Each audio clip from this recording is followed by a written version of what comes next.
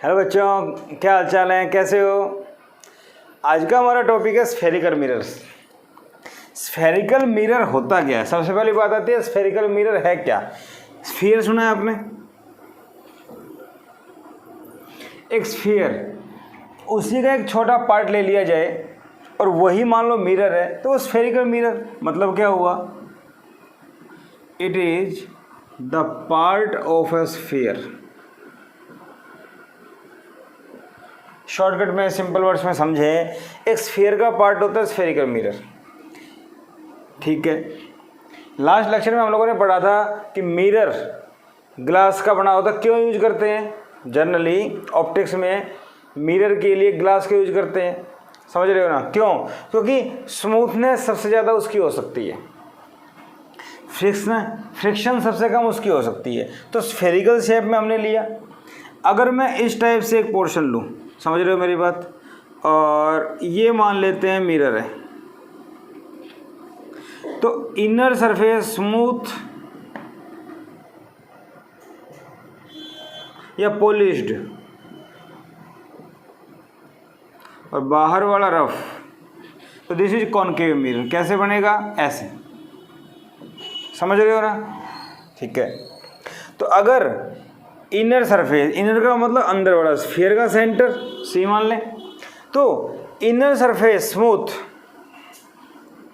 क्या लिखेंगे, inner surface smooth, तो इसको बोलेंगे कॉनकेव मिरर। क्या बोलेंगे, कॉनकेव। ठीक है। अगर इसी टाइप से ये लिया जाए, आउटर सरफेस स्मूथ, तो ये ऐसे बनेगा, हाँ या ना। तो यहाँ क्या बना, आउटर सरफेस स्मूथ, तो इसको बोलते हैं कॉन्वेक्स मिरर। नाम सुना हुआ है, 10th में पढ़ा हुआ है आप लोगों ने। ठीक है।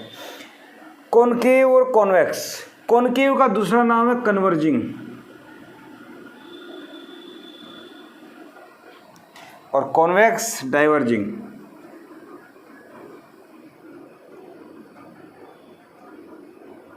मिरर, समझ गए। कॉनकेव कन्वर्ज करता है, कॉन्वेक्स डाइवर्ज करता है, तो concave converging, convex diverging mirror, ये भी बोल देते हैं इसको। ठीक है। तो एक बात समझ में आ गई, स्फेरिकल मिरर जो है स्फीयर का ही पार्ट है। अगर अंदर का सरफेस स्मूथ है तो कॉनकेव, बाहर का स्मूथ है तो कॉन्वेक्स। तो ये आउटर स्मूथ, क्लियर हो गया। ठीक है। अब मिरर तो ऐसे होते हैं, समझ में आ गया, ये शेप होती है। इसके बाद कुछ बेसिक टर्म्स होती हैं इसके अंदर जो यूज होने वाली हैं। 10th में आप लोगों ने पढ़ी हुई हैं, लेकिन फिर से हम रिपीट कर लेते हैं। आज हम जस्ट स्फेरिकल मिरर का इंट्रोडक्शन पढ़ने वाले हैं। बेसिक टर्म्स, तो बेटा बेसिक टर्म्स की बात करें तो मान लीजिए आपके पास कॉनकेव मिरर है, ठीक है, और ऐसे करके मैं बढ़ाऊं तो स्फीयर बन गया। ठीक है। ये क्या था, इसका सेंटर। तो फर्स्ट टर्म इसके अंदर आती है centre of curvature.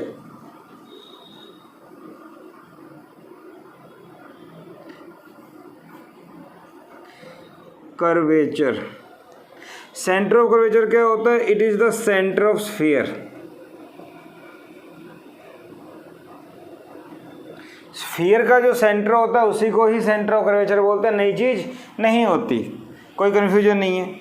Second term की बात करें तो बेटा पोल, पोल क्या होता है, इट इज सेंटर और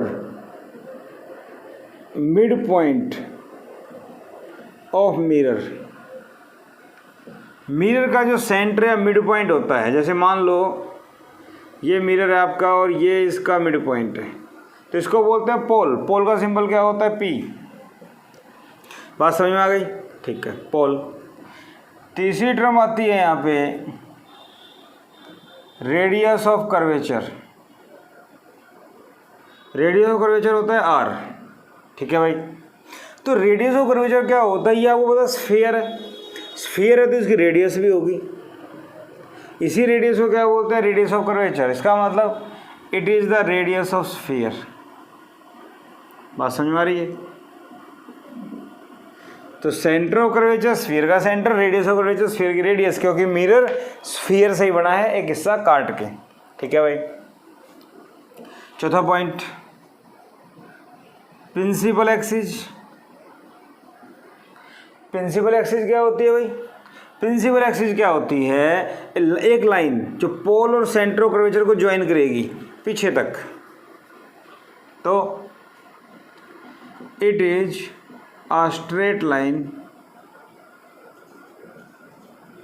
joining center of curvature and pole। पोल और सेंटर कर्वेचर को जो लाइन ज्वाइन करती है उसको क्या बोलते हैं? Principal axis. ठीक है भाई। इसी में साथ साथ एक और टर्म आती है, इसको बोलते हैं ऑक्सिलरी एक्सिस। ऑक्सिलरी एक्सिस क्या होती है? कोई भी लाइन जो प्रिंसिपल एक्सिस के पैरेलल हो, any line parallel to principal axis is known as auxiliary axis. जैसे मैं इसके पैरेलल एक लाइन ड्रॉ करूँ ऐसे, ray of light, this is auxiliary axis. Clear है? कोई भी लाइन ड्रॉ करें इसके पैरेलल, ये होगा। ठीक, इतनी बात समझ में आ गई। ठीक है भाई। 6, अगला पॉइंट क्या आएगा? इसके बाद हम बात करते हैं, देखो नॉर्मल।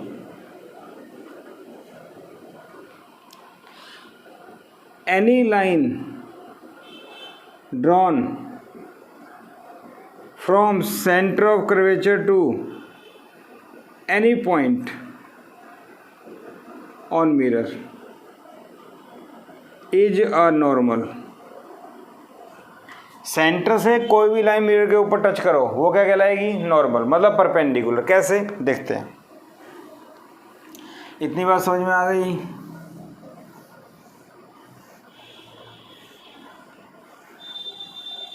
देखो, अगर मैं कहता हूं ये मेरे पास मिरर है, पोल, सेंटर, तो क्या सेंटर से ये लाइन जा रही है? Yes, this is normal. ये लाइन, ये लाइन, ये लाइन, ये लाइन, कोई भी लाइन जो जा रही है वो सब नॉर्मल है। नॉर्मल का मतलब परपेंडिकुलर। क्लियर है ना? नॉर्मल, ऑल आर नॉर्मल, सब कुछ नॉर्मल है। क्लियर? बात समझ में आ गई? ठीक है भाई। तो इसको क्या बोलेंगे? नॉर्मल। नॉर्मल बात समझ में आ गई क्या होती है? ठीक है। 7वां पॉइंट, अपर्चर। अपर्चर क्या होता है? ये मेरे पास एक मिरर है, तो मिरर का जो डायमीटर होता है इसको बोलते हैं अपर्चर। वर्टिकल लेंथ बोल सकते हैं इसको। तो it is the diameter of mirror, कोई भी मिरर हो। ठीक है। इसके बाद अगर बात करें angular aperture, angular aperture, aperture तो ये हो गया ना, effective diameter, diameter. Angular aperture का मतलब सेंटर से मिरर के दो एक्सट्रीम एंड जो एंगल बनाते हैं इसको बोलते हैं angular aperture. Angle made by mirror at the centre of sphere. Sphere के सेंटर पे जो एंगल बनेगा उसको क्या बोलते हैं? Angular aperture. ठीक है भाई, बात समझ में आ गई? छोटे टर्म्स हैं, पता होनी चाहिए। Focus and focal length. पहले फोकस की बात करें। ठीक है। फोकस क्या होता है? मान लो मेरे पास कोई मिरर है, पढ़ा हुआ है आप लोगों ने। अगर कोई रे इन्फिनिटी से आती है, कहाँ मिलती है? एक पॉइंट पे मिलती है प्रिंसिपल एक्सिस पे, उस पॉइंट को क्या बोलते हैं? फोकस। समझ रहे हो ना? तो फोकस क्या है? It is a point on principal axis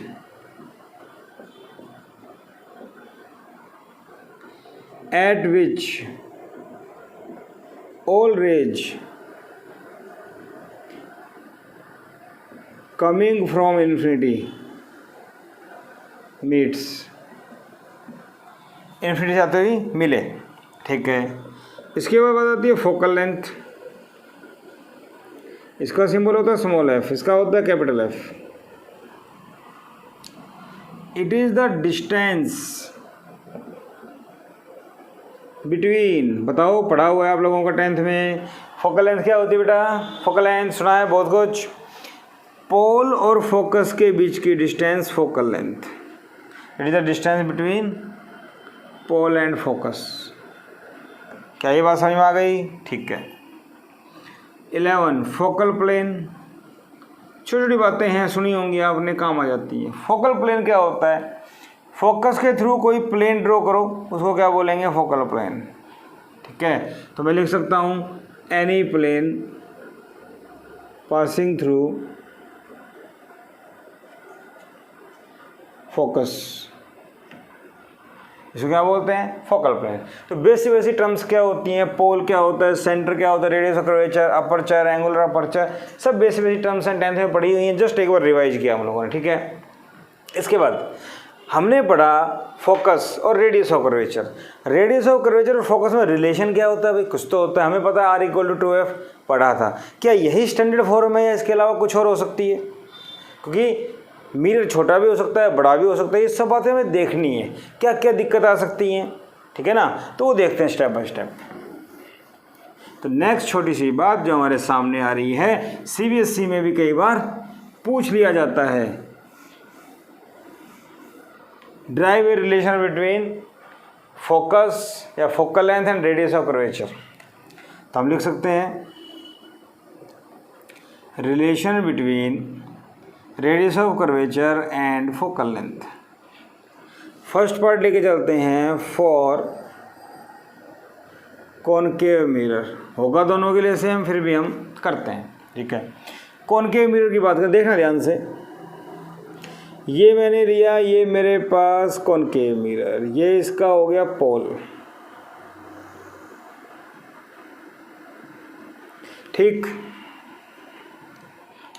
यहाँ देखा जाए तो ये फोकस हो गया, ये सेंटर हो गया। पता है अभी हमने देखा, सेंटर से कोई भी लाइन जाएगी, नॉर्मल होगा, फोकस पे रे इन्फिनिटी से मिलती है। अब हम रिलेशन निकालना चाहते हैं, ध्यान से देखिएगा, ध्यान से, बड़े ध्यान से। एक रे हमने ली इन्फिनिटी से, ठीक है। कहाँ से जाएगी? फोकस से। क्या बात समझ में आई? ठीक है। ये सेंटर ऑफ कर्वेचर है। सेंटर ऑफ कर्वेचर से कोई भी लाइन अगर यहाँ जाती है तो क्या कहलाती है? नॉर्मल कहलाती है ना। ए पॉइंट दे दूँ, ठीक है।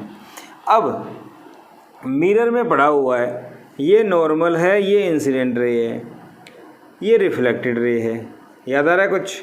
तो इंसिडेंट रे का जो एंगल ऑफ इंसिडेंस है वो किस किस के बीच में होता है? नॉर्मल और इंसिडेंट रे, ठीक है। तो नॉर्मल ये रहा, इंसिडेंट ये रे रही, एंगल आई। ये रिफ्लेक्टेड रे, रिफ्लेक्टेड ये आर, हाँ या ना? ठीक है भाई। अब आपको पता है angle I equal to angle R होता है, तो इसको भी आई कर सकते हैं, ये आई है तो ये भी आई अल्टरनेट एंगल, अरे हाँ या ना? ठीक है, आई, ठीक है भाई। ये एंगल कितना हो गया? ध्यान से देखो, इन ट्रायंगल ACF, ये एंगल आई, ये एंगल आई, आइसोसेल्स ट्रायंगल हो गई। और आइसोसेल्स ट्रायंगल है, इसका मतलब क्या हुआ? दोनों एंगल बराबर, दोनों एंगल बराबर है तभी तो आइसोसेल्स हैं। और एक ट्रायंगल के दो इंटीरियर एंगल का सम, इसका और इसका, एक्सटीरियर के बराबर होता है। एक ट्रायंगल के दो अंदर के कोणों का सम बाहर वाले के बराबर होता है, हाँ या ना? याद आ रहा है कुछ? दो एंगल, बाहर का एंगल, तो दो एंगल ये हो गए, बाहर का एंगल ये हो गया तीसरी साइड का, तो I + I 2I।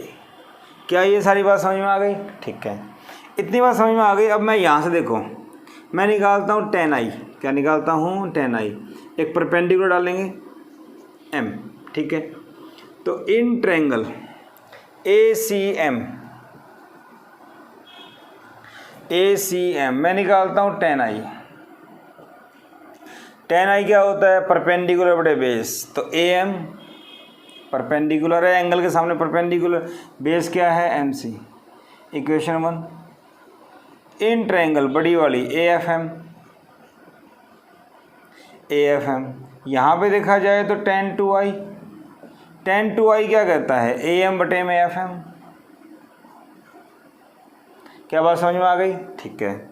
अब इसके बाद अगर बात करें, ध्यान सुनना, अगर मैं कहूं since aperture is small means I is small, मतलब क्या हुआ, अपर्चर का मतलब इसका डायमीटर, डायमीटर का मतलब मिरर की ये जो लेंथ है ये, अपर्चर स्मॉल होने का मतलब मिरर छोटा है, अपर्चर स्मॉल होने का मतलब मिरर छोटा है, और मिरर अगर छोटा है तो ये एंगल ऑफ इंसिडेंस जो है, ये एंगल ऑफ इंसिडेंस जो है काफ़ी स्मॉल है। कैसे, ये सेंटर का नॉर्मल और ये रे टकराई तो ये एंगल स्मॉल है। इसका मतलब क्या हुआ, मिरर का साइज जितना छोटा होगा एंगल उतना ही छोटा होगा। तो मिरर बहुत छोटा है, हमने मान लिया कि मिरर छोटा है, इसको बोलते हैं अपर्चर स्मॉल। तो मिरर छोटा है तो आई भी छोटा है। ठीक, इतनी बात समझ में आ गई? ठीक है। So tan i comparable to I, tan 2i comparable to 2i। ये तो पता होगा ना, ये ऐसे क्यों होता है, नहीं पता तो बताता हूँ मैं अभी। एक बार इसको करते हैं। जब एंगल स्मॉल होता है tan i के बराबर होता है, 2i 2i के बराबर, tan हट जाता है। कैसे हटेगा बताऊँगा अभी। ठीक है भाई। तो फर्स्ट क्या बन जाएगी, फर्स्ट इक्वेशन बन जाएगी tan i का तो i, AM बटे में MC नंबर 3। ये बन जाएगी 2i, AM बटे में FM 4। अब एक काम करो, इक्वेशन 4 डिवाइड बाई 3, 2i बटे में i 2, AM से AM कट जाएगा, अरे बोलो दिस डिवाइड बाई दिस, तो AM से AM कट गया, यहाँ क्या बच गया 1 बाई FM, यहाँ बच गया 1 बाई MC, ये आ गया MC बटे में FM। बात समझ में आ रही है? ठीक है भाई, इतनी बात समझ में आ गई। अब मैं इसको हटा दूँ तो ये आ गया 2MC, M से C की डिस्टेंस। अब एक चीज़ और, क्या, since aperture is small, aperture small है तो क्या होगा, P पॉइंट M पॉइंट काफ़ी क्लोज। कैसे, अगर मिरर बहुत छोटा है तो ये P पॉइंट, यहाँ कोई रे, ये परपेंडिकुलर, तो ये अगर M पॉइंट दूंगा तो बिल्कुल पास ही हुआ इसके। अपर्चर स्मॉल तो P क्लोज टू M। ठीक है, तो क्या हो जाएगा 2 इक्वल टू PC बटे में FP, M को P से रिप्लेस कर दिया। ठीक है भाई, 2 PC, पोल से सेंटर की डिस्टेंस क्या होती है R, PF क्या होता है भाई F, फोकल लेंथ, ये फोकल लेंथ होती है। -R -F minus cancel, R equal to 2F।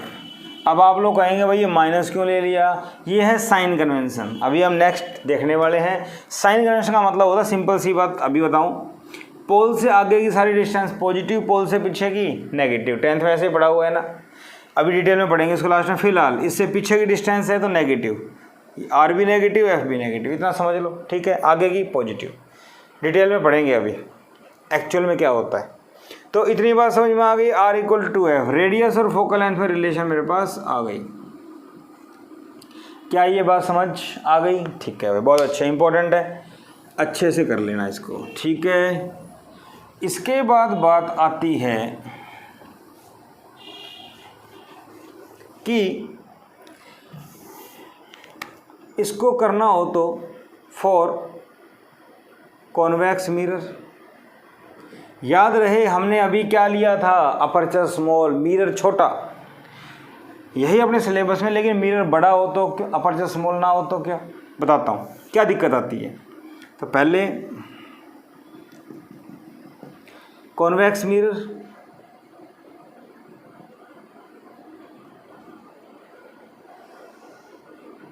पोल,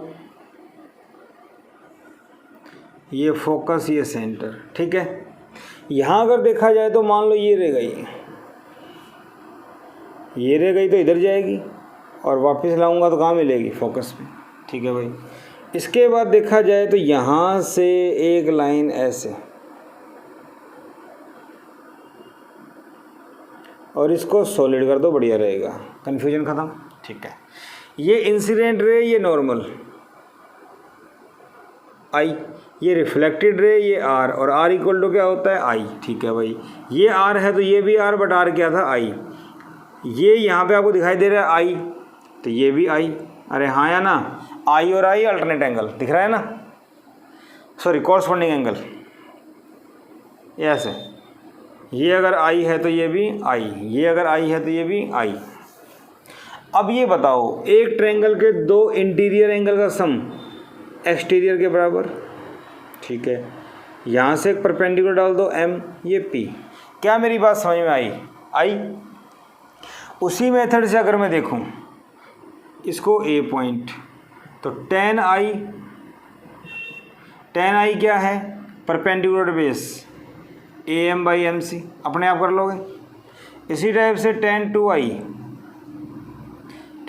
क्या होगा? A M by M F. फिर वही बातें, since aperture A small, aperture अगर स्मॉल है तो क्या हो जाएगा? Then I comparable to I, then two I comparable to two I, वही बातें आ गई। तो फर्स्ट क्या बन जाएगी? I equal to A M by M F, A M by M C. और सेकंड क्या हो जाएगी? Two I equal to A M by M F. ठीक है, इसको 3, इसको 4, इक्वेशन 4 डिवाइड बाई इक्वेशन 3। 4 को 3 से डिवाइड कर दें, 2i बटे आई, 2 ए एम बटे एम एफ बटे दिस, तो ए एम से A M cancel, 1 by M F, 1 by M C, M C ऊपर एम एफ नीचे। अब वही बातें, अपर्चर स्मॉल था तो पी पॉइंट एम के क्लोज, तो 2 इक्वल टू पी सी बटे में पी एफ। पी सी क्या होता है? आर, पोल से सेंटर, ये क्या होता है? एफ। अब आगे की तरफ है तो पॉजिटिव, यहाँ से क्या आ गया? आर, इसको इधर ले आओ 2f, are equal to F. क्या मेरी बात समझ में आई? कॉनकेव हो चाहे कॉन्वेक्स हो, दोनों के लिए रेडियस और फोकल लेंथ में क्या रिलेशन है ये। ठीक है भाई, इतनी बात मुझे समझ में आ गई। ठीक है, ओके, सब कुछ समझ में आ गया। अब दो बातें, पहली बात ये कि ये था आपके पास कॉनकेव मिरर और ये था आपके पास कॉन्वेक्स मिरर। यहाँ देखा जाए तो इसका फोकस यहाँ पे और इसका फोकस यहाँ पे, क्योंकि स्फीयर पूरा करोगे तो ऐसे आएगी। अब इसमें ये पोल है, पोल से पीछे की डिस्टेंस नेगेटिव होती है, तो इसकी फोकल लेंथ नेगेटिव, तो focal length of concave mirror is always negative, हमेशा नेगेटिव लेनी है। और यहाँ लिखेंगे focal length of convex mirror is always positive. Convex की फोकल लेंथ पॉजिटिव लेनी है, कॉनकेव की नेगेटिव लेनी है। क्लियर है? याद कर लें, 10th में हमारा पढ़ा हुआ है, इतना तो पता है। अब बात आती है कि भाई tan i को i कैसे कर दिया, ये बता दो एक बार, छोटा सा मैथ का। हालांकि करना धरना कुछ नहीं है, लेकिन बता दो। देखो, साइन थीटा का एक्सपेंशन होता है theta minus theta cube 3 factorial theta 5 factorial and so on. अब आप कहोगे ये क्या कर दिया भाई? फैक्टोरियल क्या होता है? फैक्टोरियल का मतलब होता है जो नंबर है उससे छोटे वाले से मल्टीप्लाई करते जाओ जब तक 1 ना आ जाए।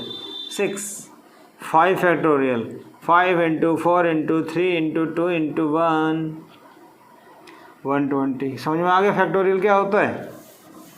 तो ये होता है। इसी टाइप से कोस थीटा क्या होता है? 1 minus theta square upon 2 factorial plus theta की power 4 upon 4 factorial theta 6 upon 6 factorial and so on. ठीक है,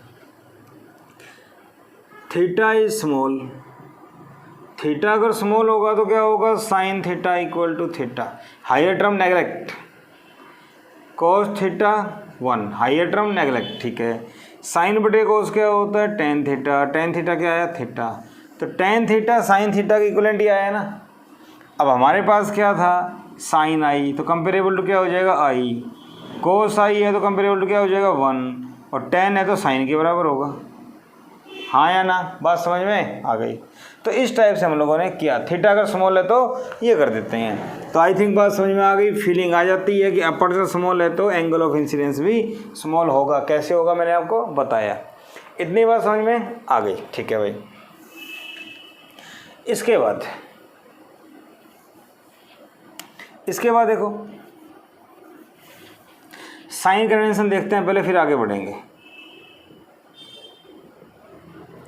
साइन कन्वेंशन क्या कहता है, ये मिरर, पोल, फोकस, सेंटर, ये incident ray, all distances are measured from pole. पहली बात पढ़ा हुआ है हमारा, सभी डिस्टेंस कहाँ से मेजर होंगी, पोल से। क्लियर। दूसरा, distance measured in the direction of incident ray is taken positive and vice versa. Incident ray इधर जा रही है तो इसकी डायरेक्शन में डिस्टेंस, तो पोल से आगे की डिस्टेंस, पोल से आगे की डिस्टेंस इसकी डायरेक्शन में हुई, इसलिए पॉजिटिव। तो मैंने आपसे क्या कहा था, पोल से आगे सारा पॉजिटिव, पीछे सारा नेगेटिव, वो इसीलिए। और अपोजिट, यहाँ की डिस्टेंस कैसे मेजर होगी, इधर इसका अपोजिट हो गया तो नेगेटिव। समझ गए ना। जनरली 99% ऐसा ही होता है। लेकिन अगर कोई रे मान लो इधर से आ रही है, इधर से आ रही है तो इधर की नेगेटिव, इधर की पॉजिटिव। कहने का मतलब रे जिस साइड से एंटर करे उस साइड नेगेटिव, उसके अपोजिट पॉजिटिव, ऐसे मान लो। ठीक है। तीसरा, अगर ऑब्जेक्ट कुछ साइज का है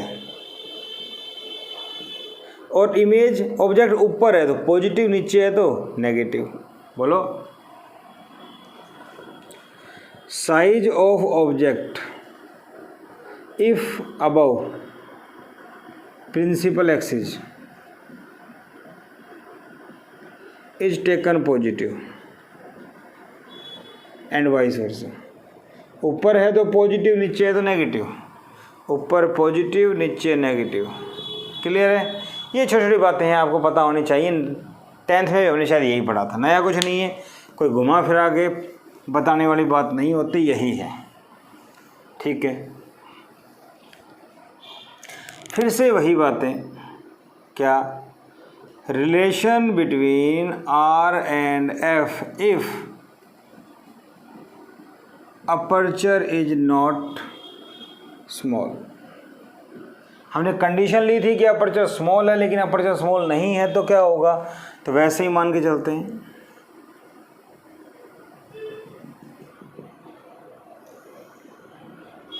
प्रिंसिपल एक्सिस, पोल, फोकस, सेंटर। बात समझ आ गई। इसके बाद अगर मैं देखूं तो भाई एक रे ऐसे आई, कहाँ से जाएगी, फोकस से। फोकस और पीछे ले लो। ठीक है, बात समझ में आ गई। इसके बाद सेंटर से एक लाइन देखी जाए तो वो ऐसे जाएगी, ए पॉइंट। सेंटर से कोई लाइन जाती है, क्या कहलाती है, नॉर्मल। अगर वो नॉर्मल कहलाती है तो angle of incidence I, angle of refraction R, but angle R equal to angle I, पता है आपको, तो आई मान लो इसको। बात समझ में आ गई। ये एंगल आई तो ये भी एंगल आई और ये भी एंगल 2 आई, बताया था अभी। ये आइसोसेल्स ट्रायंगल है, सब कुछ बता दिया आपको। ठीक है। यहाँ से हम एक परपेंडिकुलर भी डाल सकते हैं। सेम वही डायग्राम जो पीछे बनाया था। ठीक है। अभी मैं अपर्चर को स्मॉल लेने वाला नहीं हूँ। ठीक है। तो मैं क्या करता हूँ, यहाँ से in triangle AFM, AFM triangle में लो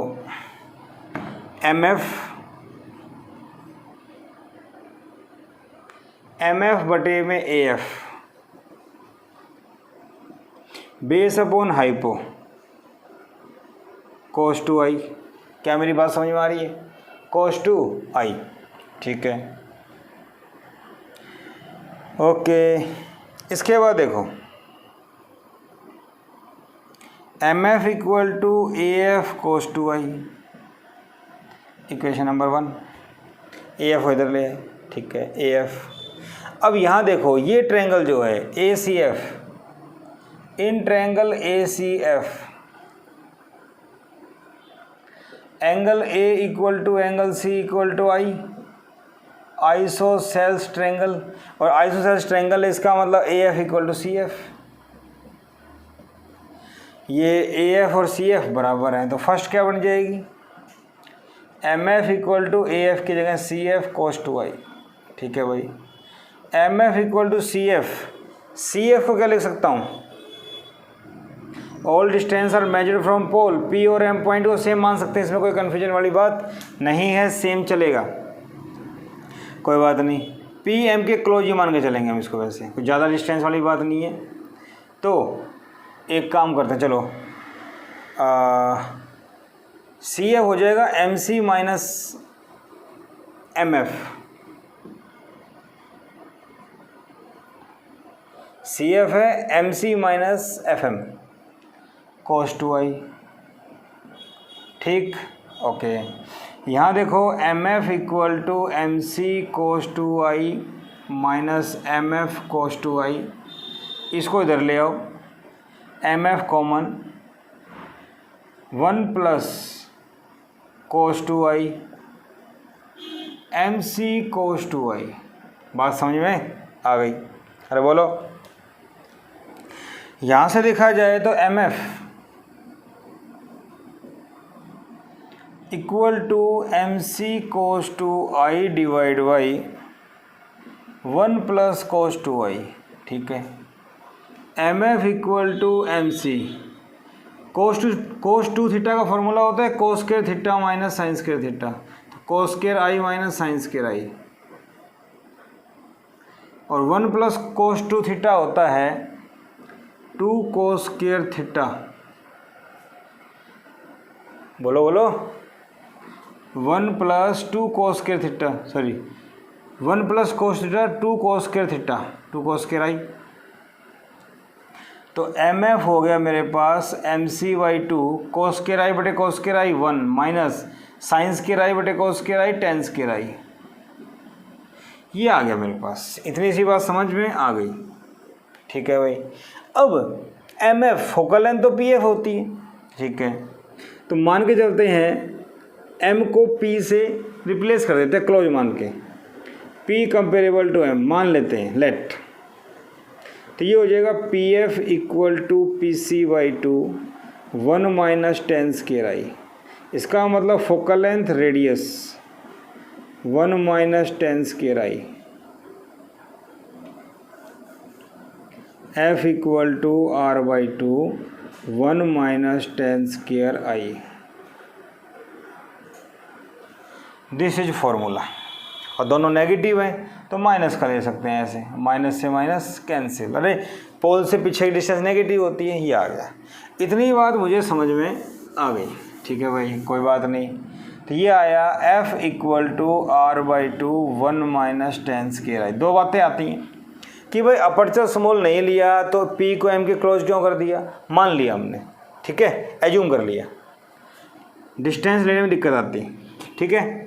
उसके बाद यहाँ देखो F equal to R by 2 तो है, लेकिन ये है, समझ रहे हो, तो इसका मतलब F R बाई 2 के बराबर नहीं होता फॉर स्मॉल अपर्चर,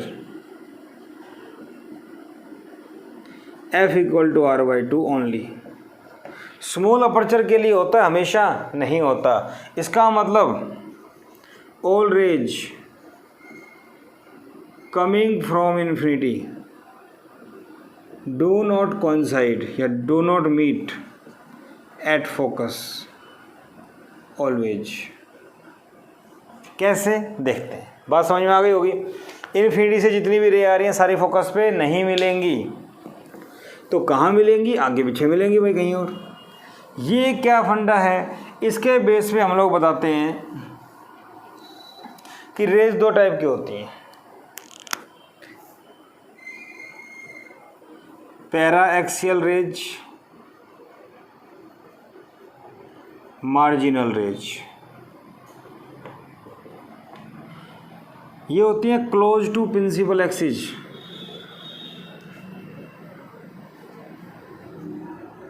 ये होती हैं अवे फ्रॉम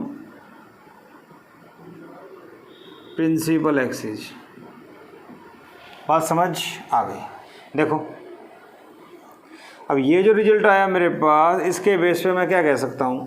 देखो अगर मान लो मेरे पास रेज हैं ये 1 2 1 2, 2 ऊपर 2 नीचे, ये प्रिंसिपल एक्सिस के काफ़ी क्लोज हैं। क्लोज है तो कहाँ मिलेंगी? फोकस पे। ये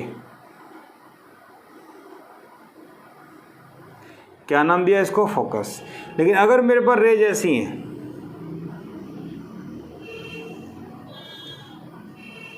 तो ये कहाँ मिलेंगी? मान लो यहाँ।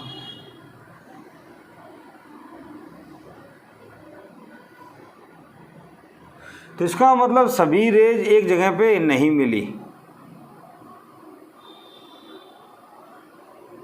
सभी रेज एक जगह नहीं मिली, थोड़ा पीछे मिल रही है ये, और ऊपर जाओगे और अलग जगह पे आएंगी। इसका मतलब ये हुआ कि जो रेज प्रिंसिपल एक्सिस के क्लोज हैं उनको मार्जिनल रेज, उनको पैराक्सियल बोलते हैं, ये मार्जिनल होती हैं। इसका मतलब प्रिंसिपल एक्सिस के जो क्लोज हैं वो फोकस में मिल रही हैं। हमारी बात सेटिस्फाई हो रही है। मार्जिनल हट जाए तो काम हो जाएगा। मार्जिनल कैसे हटे? मार्जिनल रेज कैसे हटाएं? मिरर स्मॉल अपर्चर का ले लो, मिरर स्मॉल अपर्चर का ले लो। इससे क्या होगा?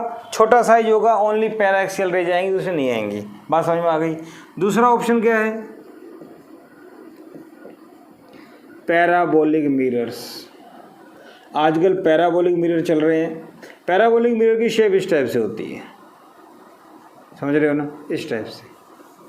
तो पैराबोलिक मिरर इस टाइप से होते हैं, इसका सरफेस प्रिंसिपल एक्सिस काफ़ी क्लोज होता है, तो ओनली पैरा एक्सियल रेज आती हैं यहाँ पे, मार्जिनल आती नहीं। तो पैराबोलिक मिरर या स्मॉल अपर्चर का मिरर हम यूज करेंगे तो मार्जिनल रेज से छुटकारा मिल जाएगा। ठीक है, इतनी बात समझ में आ गई। और इस टाइप का जो डिफेक्ट आता है, डिफेक्ट का मतलब गड़बड़, कमी, जिसमें सभी रेज फोकस पे नहीं मिलती, इसको बोलते हैं स्फेरिकल एबरेशन। स्फेरिकल एबरेशन और डिफेक्ट, समझ गए? स्फेरिकल डिफेक्ट बोलते हैं इसको, जिसमें मार्जिनल रे और पैराक्सियल रे एक पॉइंट पे फोकस, एक पॉइंट पे मीट नहीं करती। क्लियर है? बात समझ में आ गई? तो आज हमने पढ़ा थोड़ा सा इंट्रोडक्टरी पार्ट स्फेरिकल मिरर के बारे में, बेसिक टर्म्स क्या होती हैं, रेडियस और फोकल लेंथ में क्या रिलेशन है, पैराक्सियल रेज क्या होती है, मार्जिनल क्या होती है, कैसे एबरेशन डिफेक्ट को दूर करें, कैसे क्या किया जाए। बात समझ में आ गई होगी। आज का लेक्चर आपको बहुत अच्छा लगा होगा। बिल्कुल बेसिक टर्मिनोलॉजी की, कोई भी चैप्टर हम शुरू करते हैं उसको समझने के लिए बेसिक बातें आनी बहुत ज़रूरी है, कि बेसिक्स अगर स्ट्रांग होंगे तो आगे कोई दिक्कत नहीं आएगी। समझ रहे मेरी बात? तो बेटा आज का लेक्चर पसंद आया हो तो लाइक कीजिए, इसको शेयर कीजिए और सब्सक्राइब जरूर कीजिए, ताकि आपको आगे के लेक्चर मिलते रहें। Thank you.